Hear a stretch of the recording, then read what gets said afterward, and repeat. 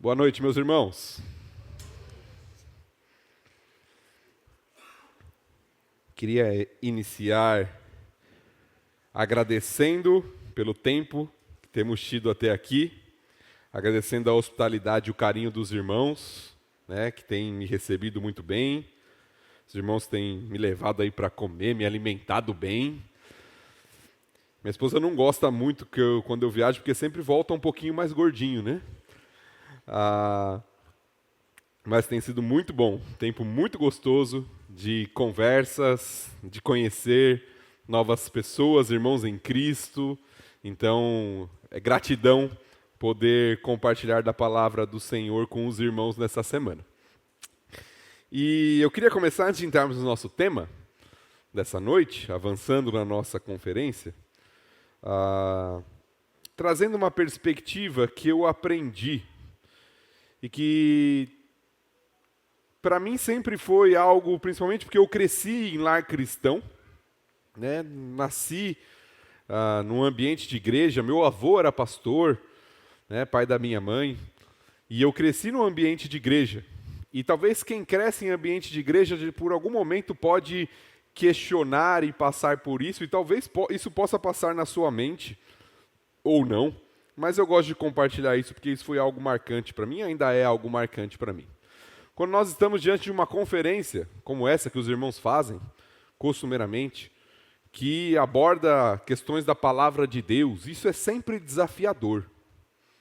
Nós estamos diante da palavra de Deus e nem sempre é fácil estar diante da palavra de Deus. Porque muitas vezes ela expõe nossas fraquezas, nossas fragilidades, nossos pecados, aquilo que ainda precisa ser mudado e transformado em nossa vida. E por algum momento na minha vida eu comecei a pensar que talvez ser cristão fosse difícil demais e um peso muito difícil a ser levado. Eu sou cristão e então eu tenho que fazer isso, eu tenho que então agora lutar contra a ira, eu tenho que agora fazer isso, fazer aquilo outro, não me deixar vencer por isso. Talvez seja mais fácil ser não cristão. E, de alguma forma, nós temos até salmos das Escrituras que ilustram isso também, esse dilema de muitas vezes até de invejar o ímpio na sua prosperidade ou na sua forma de vida. Mas algo que foi muito marcante para mim, e toda vez que eu estou falando sobre temas que desafiam a nossa alma, o nosso coração, isso sempre me vem à mente, é que nós, muitas vezes, até por causa da natureza pecaminosa e das seduções e do engano que há no mundo, nós invertemos a visão que nós deveríamos ter e que as Escrituras passam para nós sobre isso. Porque, na verdade, quando nós olhamos e falamos assim, isso aqui é um peso e lá fora é mais leve, nós estamos invertendo a visão do que a Bíblia fala. Que, na verdade, nós temos um grande privilégio de poder sermos salvos por Cristo Jesus e poder compartilhar características do seu caráter, do caráter do próprio Deus e crescer nisso. Enquanto quem está lá fora e não conhece a Cristo, ele está escravizado em uma vida de pecado. Isso foi algo que sempre, a partir do momento que eu aprendi, eu comecei a alimentar no meu coração, de que, na verdade, buscar santidade e transformação de vida não é um peso. É um privilégio que o Senhor nos dá. É fruto da sua graça. Por isso que a santificação, assim como a salvação, tem como base a graça de Deus. É somente pela graça que isso é possível. É somente pela graça que nos tornar cada vez mais parecidos com Cristo, Deus nos dá esse privilégio. E eu queria que você encarasse essa semana como isso, um desafio, mas ao mesmo tempo um privilégio. De poder ser transformado à imagem do nosso Senhor e Salvador Jesus Cristo. Esse é o desafio que nós temos perseguido durante a semana, falando especificamente nesse foco das emoções. E hoje nós vamos dar sequência àquilo que nós vimos ontem à noite, num tema que expande, aprofunda e está estritamente relacionado ao que nós vimos ontem à noite, no segundo período. Ontem nós falamos sobre lidar com a ira. E hoje Me prometeram que ia funcionar. Acho que não está funcionando. Vou precisar da ajuda de vocês de novo, meus irmãos. Não sei se sou eu aqui que não consigo, mas ele testou aqui na frente e funcionou. Aí quando eu testo, não vai. Nós vamos falar sobre a questão da amargura. Tá indo aí? Não, né? Tudo bem, eles vão me ajudar lá.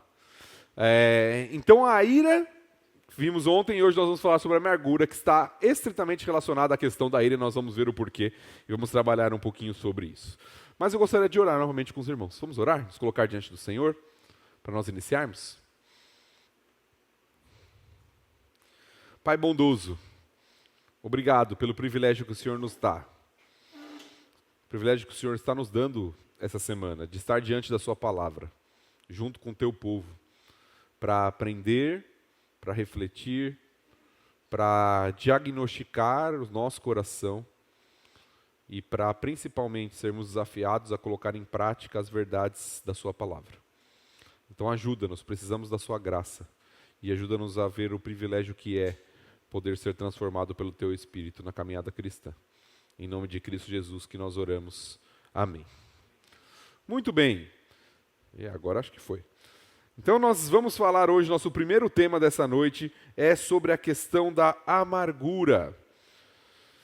A amargura, como o nome sugere, uma das palavras bíblicas usadas para amargura, literalmente caracteriza o sabor amargo de certas comidas e bebidas ingeridas. Então a palavra amargura ela vem mesmo de algo amargo, de amargor. E um dos verbos utilizados quando essa palavra é usada na Bíblia significa cortar ou perfurar. Essa é a ideia literal dos termos, ou de alguns dos termos pelo menos, relacionados à amargura na Bíblia. A amargura é comparada a consumir algo amargo ou como um ferimento cortante na alma. Essa é a ideia por trás dos termos que estão relacionados aí à questão da amargura. Por isso, algumas pessoas sugerem que alimentar a amargura no coração é como tomar um veneno poderoso esperando que o outro morra. Você já viu essa expressão? Alimentar a amargura no seu coração é como tomar um veneno, mas esperando que o outro, contra quem você está amargurado, morra. É uma loucura. E a Bíblia vai falar muito sobre isso. A Bíblia vai falar muito sobre a questão de como nós deixamos dominar pela amargura e as características, as influências e as consequências que a amargura traz para alguém. Talvez você já conviveu, talvez você já foi assim em um período da sua vida, ou talvez você está lidando com isso atualmente, você já conviveu com uma pessoa muito amargurada. Eu já convivi com pessoas assim. E parece que para pessoas que estão com esse prisma de vida, nada faz sentido, nada está bom, tudo está sem cor, tudo é problema.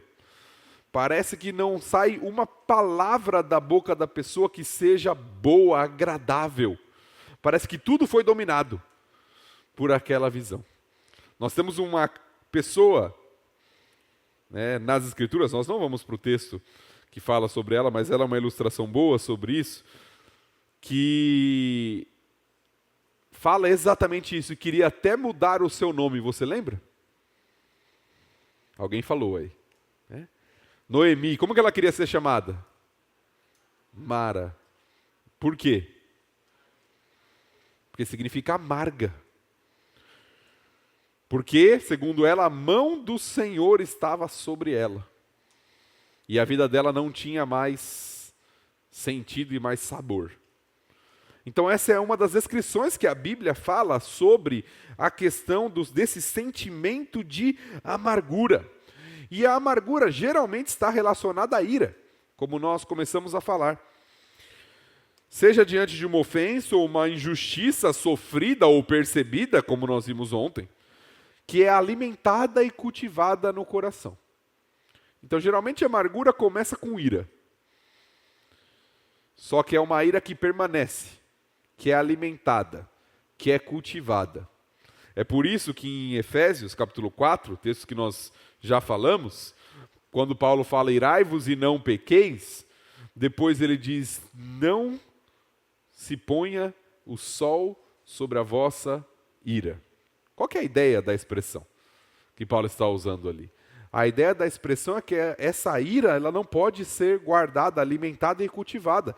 O sol não pode se pôr sobre a sua ira. Você não pode ficar guardando isso.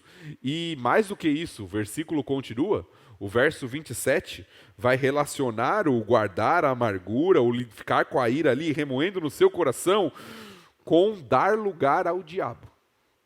Paulo faz essa relação. Irai-vos e não pequeis, não se ponha só sobre a vossa ira, nem deis lugar ao diabo.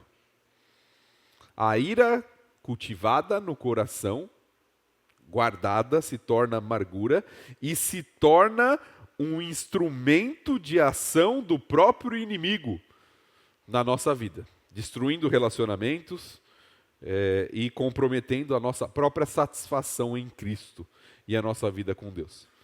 Por isso que trabalhar a questão da amargura, ela é fundamental. O autor aos Hebreus nos diz o seguinte, atentando diligentemente porque ninguém seja faltoso, separando-se da graça de Deus, nem haja alguma raiz de amargura, que brotando vos perturbe e por meio dela muitos sejam contaminados. A carta aos Hebreus, ela é uma carta que foi escrita diante de um contexto ali de oposição, e onde o autor aos Hebreus ali está encorajando, incentivando, exortando os irmãos a permanecerem firmes no Evangelho e não retroceder. Muitos deles eram aparentemente judeus, que haviam se convertido ao Senhor Jesus Cristo, mas que diante da perseguição, da oposição, das lutas que eles estavam enfrentando, muitos estavam com a tentação de voltar atrás. Olha, lá no judaísmo estava mais fácil.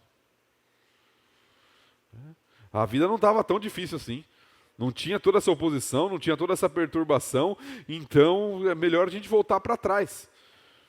E aqui o autor vai falar, olha, cuidado. Cuidado que não haja uma raiz de amargura que contamine o seu coração, olhando e falando assim, parece que essa vida não vale a pena, parece que tudo aqui é pesado, eu não aguento mais. E isso vai sendo alimentado no coração, mostrando que isso tem efeitos na própria vida com Deus, na nossa vida com Deus. Por isso, lidar com a amargura é uma necessidade para todo cristão. E talvez você me vê falando aqui na frente, você fala assim, pastor, você fala assim, mas é difícil. E quando alguém me fala assim, eu falo, eu sei que é difícil. Porque eu também lido com isso. Todos nós temos que enfrentar essa realidade. Todos nós estamos num mundo caído. Todos nós enfrentamos ali um desejo do coração pecaminoso muitas vezes, e Paulo fala dessa luta de querer fazer o bem e muitas vezes lutar contra aquela natureza pecaminosa que resiste. Todos nós lidamos com essas coisas. Mas somente com o coração limpo da amargura que nós conseguimos cumprir o mandamento de Cristo. Nós temos falado muito sobre isso essa semana, vamos continuar falando, de amar o nosso próximo e até mesmo os nossos inimigos. Somente quando o coração está purificado da amargura é que é possível cumprir o mandamento de Cristo de amar. Alguns exemplos bíblicos, antes de seguirmos, que me chamam a atenção sobre esse assunto, são exemplos de pessoas que têm reações surpreendentes nas Escrituras. A primeira, e o nosso maior exemplo, evidentemente, é do próprio Filho de Deus, o Senhor Jesus Cristo, o próprio Deus, encarnado ao ser crucificado, injustamente, na perspectiva humana, não tinha feito nada de errado, mas ele, em vez de se irar e guardar amargura contra os seus opositores, ali ele olha e fala assim: Pai, perdoa, eles não sabem o que fazem. Estevão, na sua morte, faz o mesmo. Seguindo o exemplo do mestre, sendo apedrejado, ele fala assim: Senhor, não impute sobre eles este pecado. Pessoas que estão sendo mortas, crucificação, apedrejamento, de forma, num julgamento injusto, não por serem bandidos, cruéis, ou por terem feito algo, não, simplesmente por pregar a palavra de Deus, o Evangelho, e que mesmo diante disso estão com o coração tão purificado, de que em vez de rogar a Deus o juízo sobre os inimigos e guardar a rancor daqueles que estão fazendo essa injustiça, está orando por eles. Diz assim: Pai, perdoa, não coloque esse pecado sobre eles. São exemplos de como nós devemos trabalhar para que nosso coração esteja de fato purificado e lidar com a amargura dentro de nós. Então, como nós fazemos isso? Vamos partir para os textos bíblicos de como nós lidamos com a amargura. Primeiro, confie na soberania de Deus e não busque proteger os seus direitos. Eu coloquei entre aspas aqui. Tá? E coloquei entre aspas porque é claro que, humanamente falando, dentro da sociedade, né, nós ouvimos falar muito hoje sobre direitos, né, direito do consumidor, direito do cidadão, direitos. E evidente, dentro de uma sociedade você tem leis e tem direitos e tem deveres e todas essas coisas. Mas nós não podemos esquecer, e a perspectiva bíblica do Evangelho cristão deixa isso muito claro para nós, que tudo que nós temos é fruto da graça de Deus. Que se nós fôssemos falar em mérito,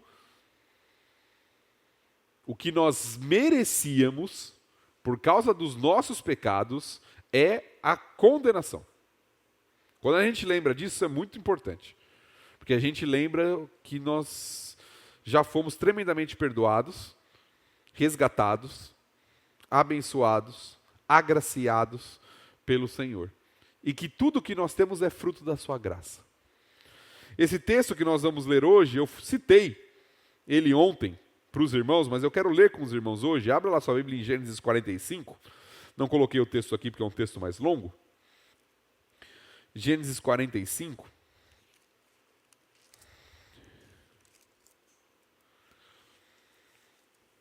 Ele nos mostra muito bem como José não guardou a amargura dos seus irmãos e o motivo pelo qual ele não fez. Gênesis 45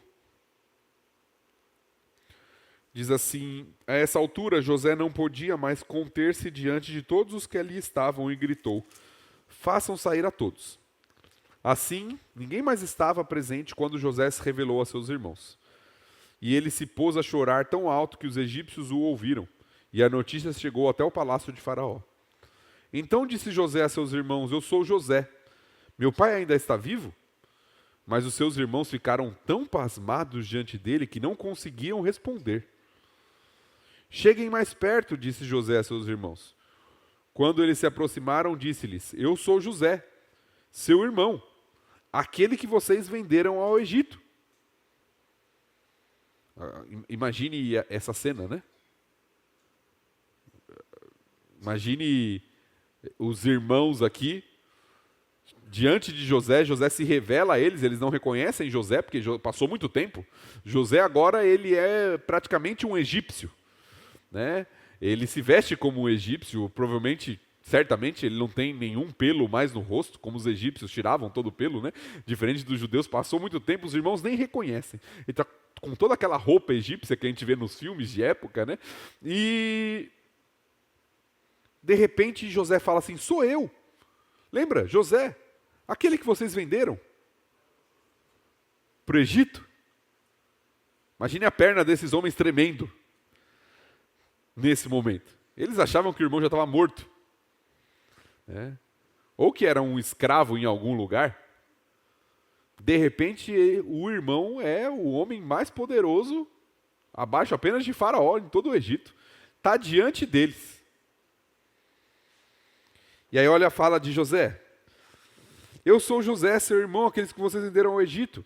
Agora não se aflijam, nem se recriminem por terem me vendido para cá, pois foi para salvar vidas que Deus me enviou adiante de vocês. Já houve 2 anos de fome na terra, nos próximos 5 anos não haverá cultivo nem colheita, mas Deus me enviou à frente de vocês para preservar um remanescente nessa terra e para salvar-lhes a vida com um grande livramento. Assim não foram vocês que me mandaram para cá, mas sim o próprio Deus. Ele me tornou ministro do faraó e me fez administrador de todo o palácio e governador de todo o Egito. Voltem depressa a meu pai e digam-lhe, assim diz o seu filho José, Deus me fez senhor de todo o Egito. Vem para cá, não te demores.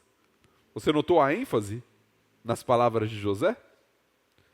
Deus me enviou. Deus me enviou.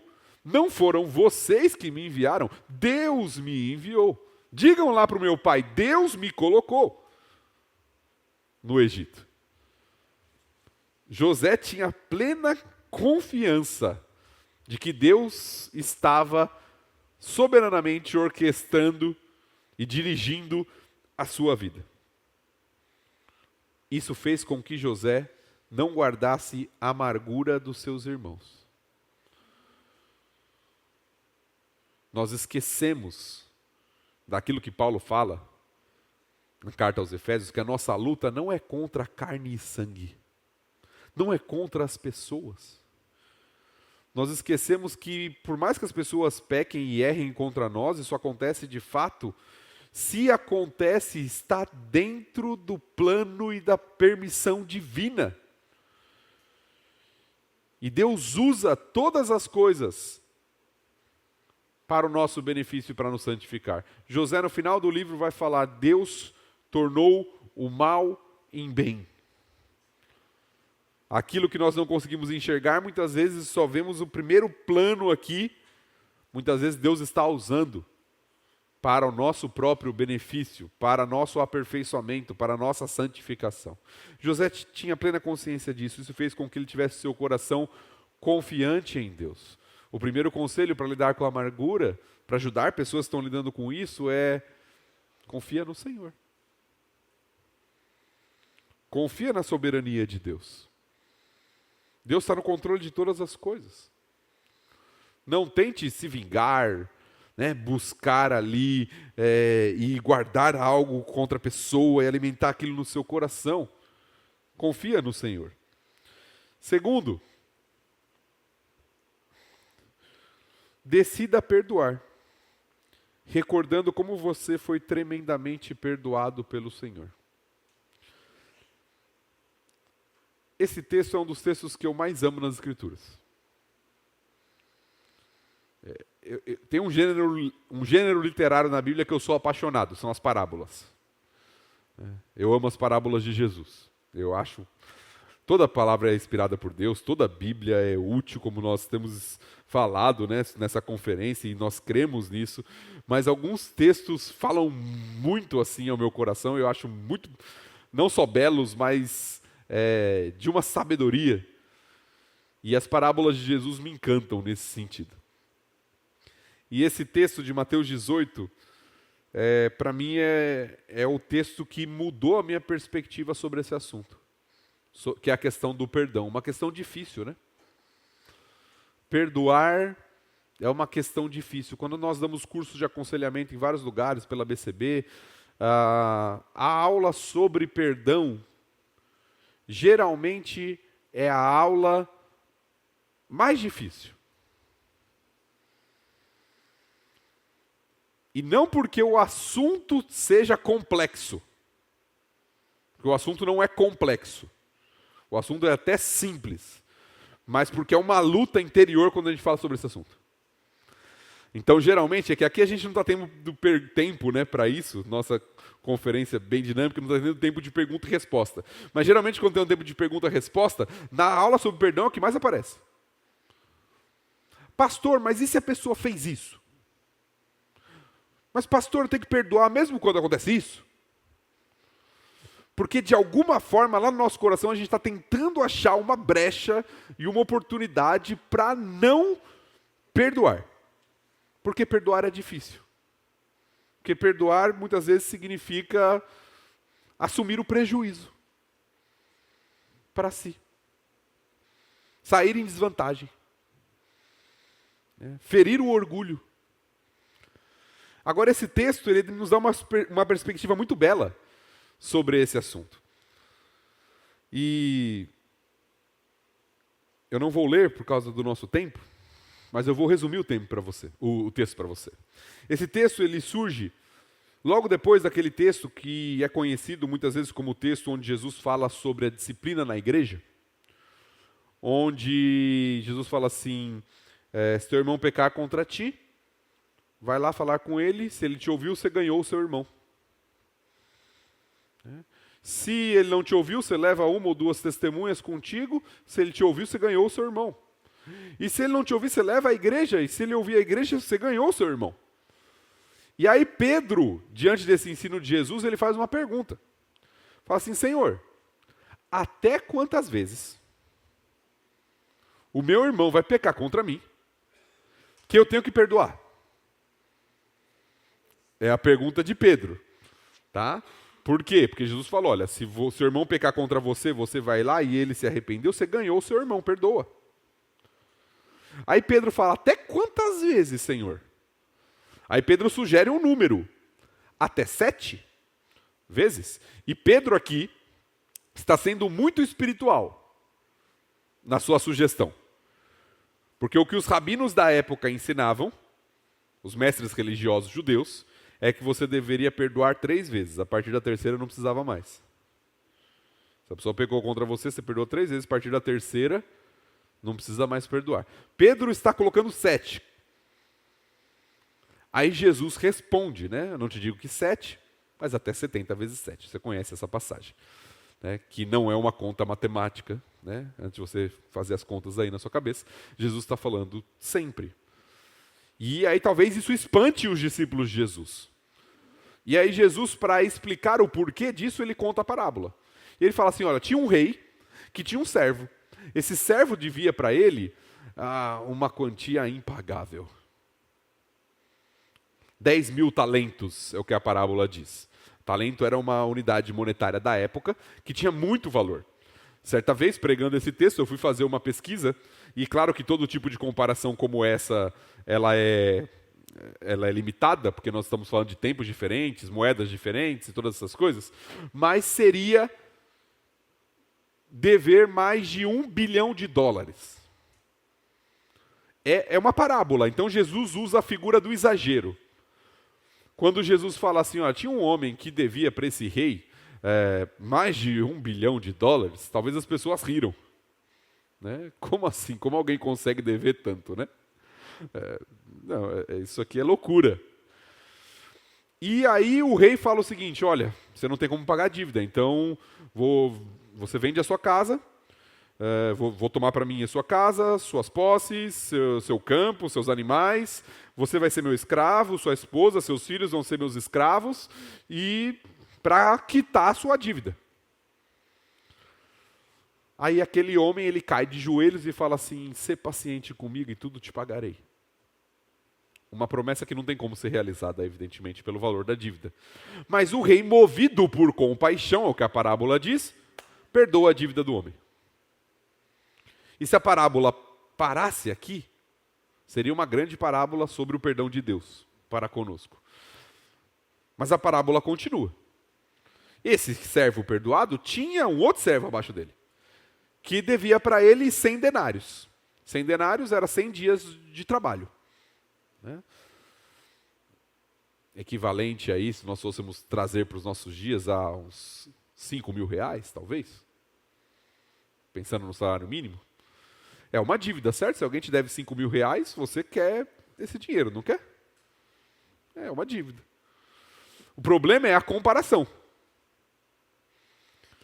R$5.000 perto de mais de $1 bilhão não é nada. Só que esse homem agarra aquele servo e fala: paga-me o que você me deve. E aí sabe o que aquele servo dele diz? Sê paciente comigo e tudo te pagarei. A mesma coisa que ele tinha falado para o rei. Só que esse servo, diferente do rei, não quer perdoar o homem.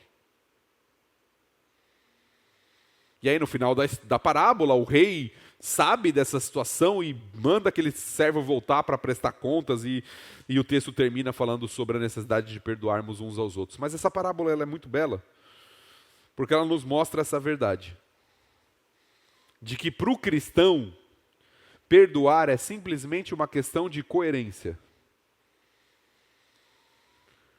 Por que eu perdoo? Porque eu fui tremendamente perdoado. Não tem nada. Absolutamente nada.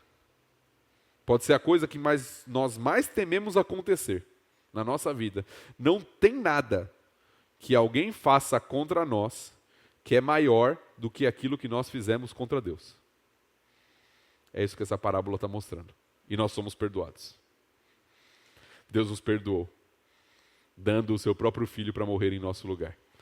Por isso que nós lidamos com a amargura perdoando, imitando o caráter de Cristo. Por isso Paulo vai dizer que nós devemos, em Efésios 4, texto que nós já lemos ontem, ser bondosos, misericordiosos, compassivos, perdoando como Deus em Cristo nos perdoou. Perdão envolve decisão. Decisão consciente de replicar, de imitar, de reproduzir o que Cristo fez conosco. Perdão não, e aqui nós estamos falando de emoções, né? Não se dá quando eu sinto que eu devo perdoar. E eu devo perdoar sempre. Perdão é uma decisão. Muitas vezes eu não vou sentir. Mas é interessante como quando nós decidimos fazer, Deus vai trabalhando no nosso coração, à medida que nós fazemos. Então, o perdão é fundamental no tratar, no lidar com a amargura. Terceiro, desenvolva um coração compassivo, assumindo o compromisso de orar por aqueles que te feriram. Nós citamos esse texto ontem, Mateus 5, no Sermão do Monte.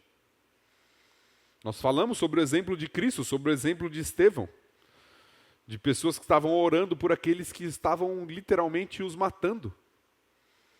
Como que a gente renova o nosso coração, purifica o nosso interior, quando a gente está disposto até a orar por aqueles que estão nos incomodando, nos perseguindo, se opondo a nós?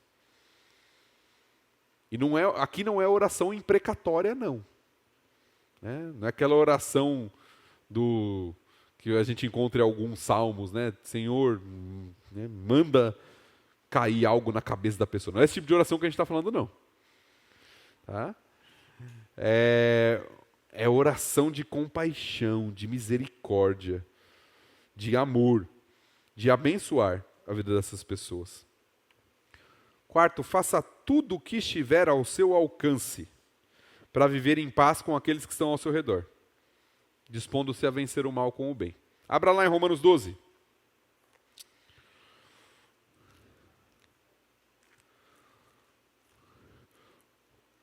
Romanos capítulo 12, finalzinho do texto, versículos 18 a 21, diz assim: façam todo o possível para viver em paz com todos.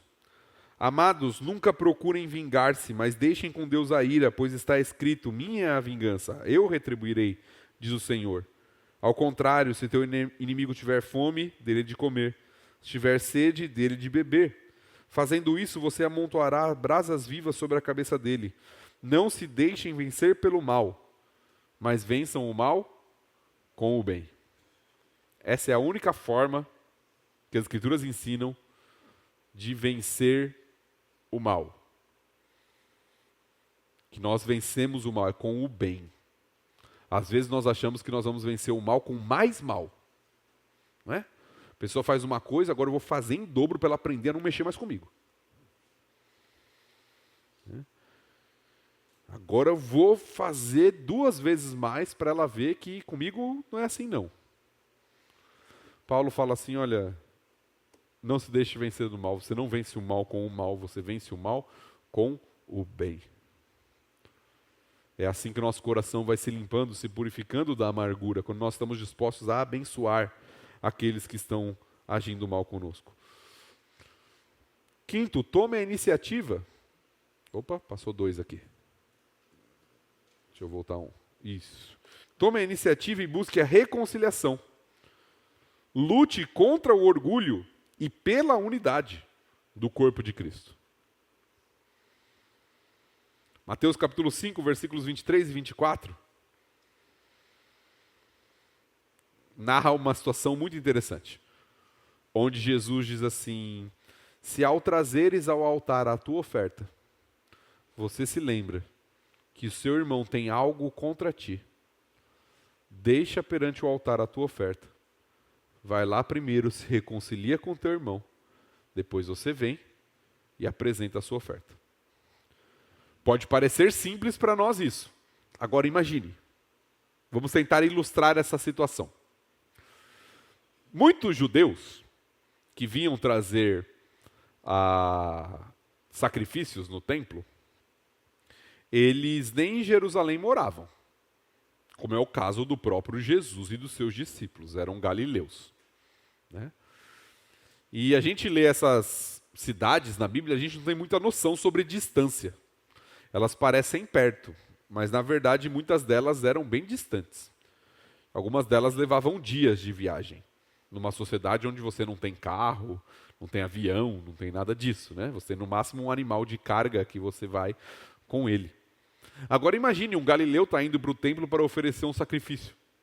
E ele levou talvez 2, 3 dias de viagem. E ele chega até o templo, e ele vai oferecer a oferta dele, aí ele lembra que tem um irmão dele lá na Galiléia que tem algo contra ele.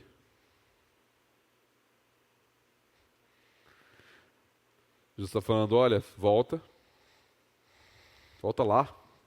Primeiro se você se reconcilia com seu irmão, depois você vem e apresenta a sua oferta. Pode parecer meio absurdo para a nossa mentalidade. Fala assim, não, vou primeiro oferecer aqui, já estou aqui, depois eu volto e resolvo lá. Mas o que Jesus está nos ensinando, e que é repetido pelos apóstolos, em todo o Novo Testamento, de que a nossa relação com o próximo afeta profundamente a nossa relação com Deus. De que, como diz João, e nós já citamos durante essa semana, que não tem como eu amar a Deus se eu não amo o meu próximo. É por isso que a unidade do corpo de Cristo é tão valorizada.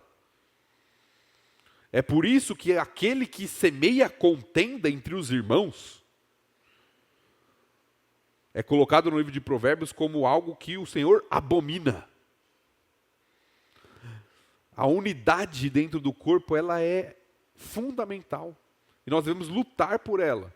E não deixar que nossas amarguras e rancores pessoais impeçam a unidade do corpo de Cristo. Jesus está falando, busque a reconciliação. Tem algo contra alguém? Vai lá e se reconcilie. Ah, mas ele começou, não importa. Na Bíblia não tem esse negócio assim, quem começou? Não tem.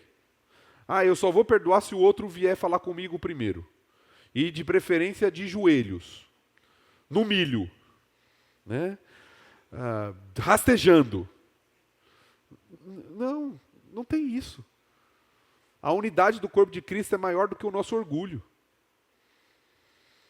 Então, se tem alguma coisa, tem algum problema, vai lá e fala com o seu irmão, resolve o problema. Reconcilie-se com ele. Trata a questão, não deixa criar amargura. Uma das coisas mais terríveis que tem no meio do povo de Deus é quando tem 2 pessoas da mesma igreja local que não se falam. Uma entra por uma porta, outra sai pela outra. Uma senta na ponta na frente, outra senta no fundo lá do outro lado. Para não se ver. Então, tomar a iniciativa para buscar a reconciliação faz parte do processo de como lidamos com a amargura. E por fim, mesmo que ao tentar fazer tudo isso, a outra pessoa não quer restaurar o relacionamento, não quer resolver a questão, você não tem como obrigar a pessoa, né? Por isso que no que depender de vós, tende paz com todos. Entregue sua causa ao Senhor, mesmo quando os outros insistem no conflito. Olha o que Pedro nos diz nesse último texto, para nós concluirmos esse primeiro momento. 1 Pedro capítulo 2, versículos 21 a 23, Pedro vai nos chamar para seguir o exemplo de Cristo, novamente.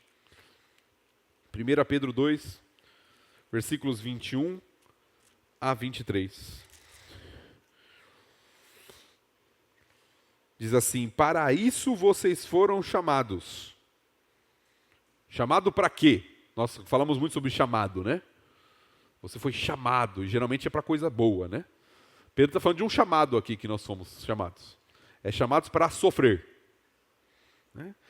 Pedro diz assim: pois para isso vocês foram chamados. Pois também Cristo sofreu no lugar de vocês, deixando-lhes exemplo, para que sigam os seus passos. Ele não cometeu pecado nenhum, e nenhum engano foi encontrado em sua boca. Quando insultado, não revidava. Quando sofria, não fazia ameaças, mas entregava-se àquele que julga com justiça. Qual que é o exemplo que Pedro nos chama a imitar de Jesus aqui? Quando ultrajado, quando humilhado, quando maltratado, quando alguém te ofende, o que você faz? Você entrega a sua causa ao Senhor. Você não revida, você não dá na mesma moeda, você não vence mal com o mal, você entrega a sua causa ao Senhor. Foi o que Cristo fez. Sofreu por nós, em nosso lugar. Todo o traje, todo o sofrimento, toda a zombaria, toda a dor na cruz foi em nosso favor. Como o texto de Isaías, depois de Romanos, vai nos dizer, como uma ovelha muda indo para o matadouro, sem abrir a boca, entregando-se ao Senhor para o nosso benefício. Nós lidamos com amargura quando nós aprendemos a seguir o exemplo do nosso Mestre, purificando o nosso coração, entregando nossa causa ao Senhor, perdoando o nosso próximo, para que o nosso coração seja purificado da amargura. Tem um livro que eu gosto muito, que chama A Liberdade e o Poder do Perdão. E às vezes a gente acha que quando a gente perdoa, nós estamos saindo prejudicados, nós estamos perdendo. Mas na verdade, quando nós guardamos a amargura em vez de perdoar, nós estamos nos escravizando. Colocando a nossa vida, nossos pensamentos, nossos sentimentos, tudo ao redor disso, vivendo como escravo daquela situação. Não tem nada melhor do que ter o coração purificado e limpo, podendo entregar tudo ao Senhor e podendo desfrutar da alegria e da satisfação que nós podemos ter em Cristo Jesus. Vamos orar? Obrigado, Senhor, pelo tempo até aqui, pelo momento de aprendizado da sua palavra, pelas reflexões que nós temos feito, pelas nossas emoções que o Senhor nos criou com elas, mas que com a queda também foram distorcidas. Então nos ajude a lidar de maneira bíblica, de acordo com o seu evangelho, com aquilo que nós sentimos, seguindo assim o modelo e o exemplo do nosso próprio Senhor e Salvador, como nós temos visto. É em nome dele que nós oramos, o Senhor Jesus Cristo. Amém.